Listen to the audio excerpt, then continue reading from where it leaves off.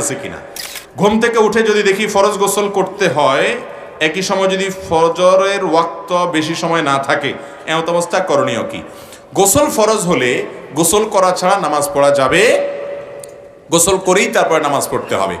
আপনি যদি এমন কোনো পরিবেশে থাকেন যেখানে গোসল ফরজ হয়েছে কিন্তু এখন গোসল করলে সেটা আপনার কাছে মনে হচ্ছে লজ্জার বিষয়, সেটা হয়তো অন্যরা দেখলে আপনি একটু হেজিটেশনে ভুগছেন, তাহলে বুঝবেন এই লজ্জাটা শয়তান সৃষ্টি করতেছে। কে সৃষ্টি করতেছে? শয়তান সৃষ্টি করতেছে। ইমানদার কখনো ফরজ কাজ করতে লজ্জা করতে পারে? কিসের লজ্জা এখানে? আমার গোসল ফরজ হয়েছে, আমি গোসল করছি, সবাই জানবে, অসুবিধার কি আছে? যদি আপনার মধ্যে কোনো হেজিটেশন হয় তাহলে বুঝবেন মিস্টার ইবলিস হাজির হয়ে গেছে। এই লজ্জা ইমানের অঙ্গ না, এটা কুফরির অঙ্গ। অতএব এই লজ্জাকে জয় করতে হবে।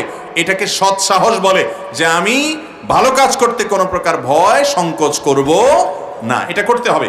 কিন্তু কথা হলো গোসল ফরজ হয়েছে, এমন টাইমে ঘুম ভাঙছে, সূর্য ওঠার বাকি আছে আর 7-8 মিনিট, গোসল করে আর নামাজ পড়া সম্ভব নয়। এরকম যদি হয় তাহলে সেক্ষেত্রে আপনি সূর্য ওঠার 10-15 মিনিট পরে এর মধ্যে গোসল করে তারপর আপনি নামাজের কাজা করবেন এবং ইস্তেগফার করবেন, ভবিষ্যতে যেন এরকম না হয় অ্যালার্ম টালার্ম দিয়ে শোবেন। কদাচিৎ জীবনে একবার এরকম অ্যাক্সিডেন্টলি ঘটনা হতে পারে, প্রায় এরকম হলে সেটা দোষণীয়।